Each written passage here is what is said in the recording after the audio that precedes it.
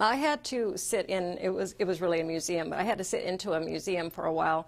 And it was comical because I would say 75% of the people that came through there were artists. And Sure. I could pick them out. I could almost tell. Now, I know you can do that. Yeah, you know, and this is part of the reason why it is sometimes difficult for an artist to walk into a gallery and approach them for representation, because there's this feeling that you're not wanted, that you know, they almost want to chase you out of the gallery. It's true.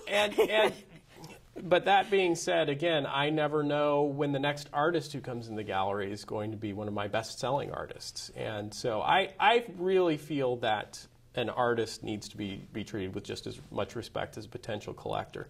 Now, maybe that comes from having grown up in the household of an artist, and so I can kind of put myself in that artist's shoes a little better than most galleries. It's hard. I remember this gallery that I was interested in when I was in Yellowstone. It was in Jackson Hole. And I kept traveling back and forth. I don't know why. I didn't get a place closer, but I just had to go back every day to Yellowstone. And so I remember there was a big, in Jackson Hole, I happened to hit it during the art week. I did not plan that. I did not know it was going on. So the hotel people, all the staff, they were so supportive, because I kept saying, oh, I want to go to this gallery. I really like this gallery and so forth. And I said, but I can't. Well, why not, they said. And I said, well, because it's art week. I don't have an appointment. I'm not prepared. Sure. Do you know that they encouraged me to do it anyway? And I did. And I was very much welcomed. Very much welcomed. And that doesn't happen around where I'm used to going. It's a big difference. Yeah, well, but that story proves my point exactly, that you know, sometimes as an artist you just have to grab your portfolio and head out the door.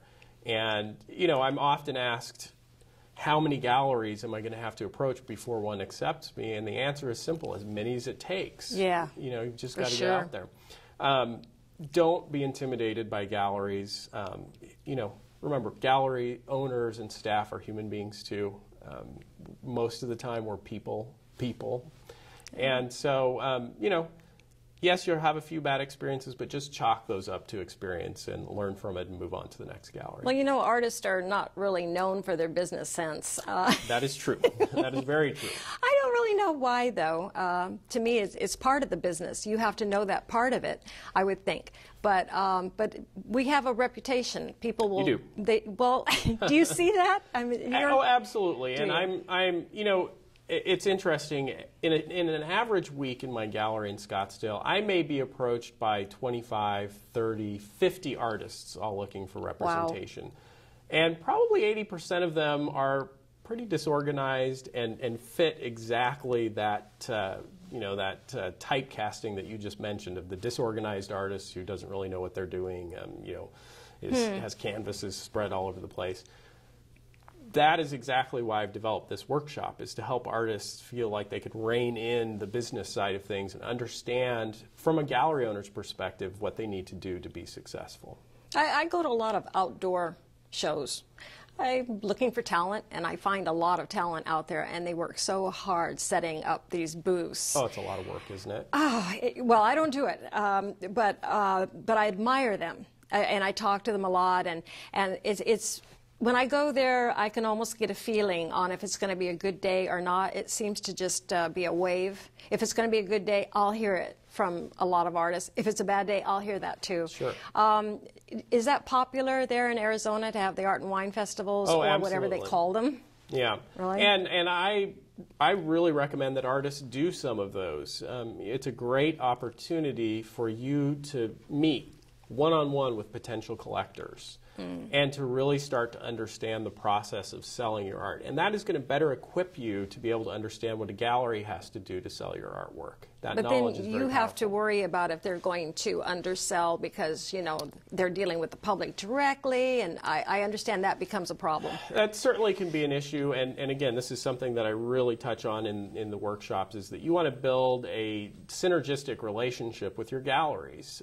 You do that, you know, you get into a number of galleries, and they can make it so that you can do what you want to do, which is be in the studio creating artwork rather than doing all the other stuff of marketing and selling your work. Yeah, I had one artist that told me that her advice is every day do something to market yourself, no matter what it is. And I've never forgotten that. And I try to follow that. That's difficult. But I mean, even if it's just researching something or writing notes about something or a journal, whatever it is. But absolutely. Yeah, I recommend that the artists spend about 10% of their time doing marketing or gallery relations. We've got about 3 minutes left. So what would you like people to know out there about the seminar that to help them that they're not doing? Well, there's so many ways to go. We could talk about the 5 mistakes artists do. You know, and perhaps that would be an interesting thing, because I know we've all done that as we've been out there. One of the biggest mistakes that I see artists make is that, you know, especially early in a career, you want to try everything. Yeah. You want to do a little bit of this and a little bit of that. And so often I'll have an artist approach the gallery with a portfolio that looks like it contains the artwork of 7 or 8 different artists. Yes. I call it the schizophrenic artist syndrome. Yes. You know, and so if any advice that I could give to an artist is, when you're looking to approach galleries, focus in on one style or subject matter that interests you the most. Put some emphasis there, build a body of work around that particular subject matter or style, and then take that to the galleries. That's going to be something that the galleries can market, whereas if you're all over the place, it makes it very difficult for us.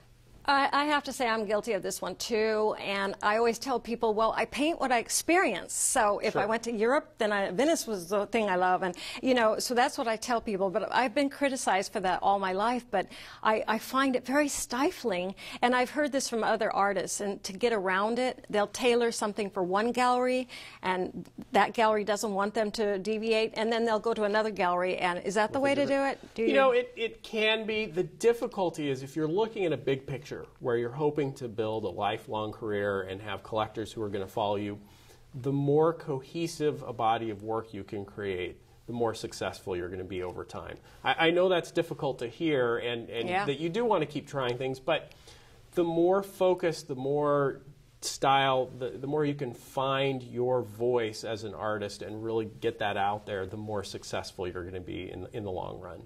Yeah, it is nice when somebody will come up and say, I know I saw your work, and you don't even know it's there perhaps, and sure enough it is your work. That's exactly what you're aiming for. So that's the voice you're talking about, yeah, right? you want someone to walk into a room and see your work from 100 feet away and know instantly that it's yours. So maybe the subject matter can change and that, but there's got to be a common thread that runs through all of your artwork that ties it all back together. Mm. Well, now these seminars that you're giving, how many do you have planned for, like, say, the rest of this year? You know, I usually will do between 2 and 4 seminars a month during the summer months. It's a little more intense because Scottsdale is so hot during the summer, so I like to get out of town and be on the road. Smart. And then during our season, which is the winter months, I slow it down just a little bit. Well, I want to thank you for being here, and thank you, I've got a lot to think about, and I wish that I could take, maybe in the future, I can take one of your We'll have to get together. seminars. I'd love to have you with me. So all that information is on your website, and so I want to thank everybody for watching the show, and watch again. That picture...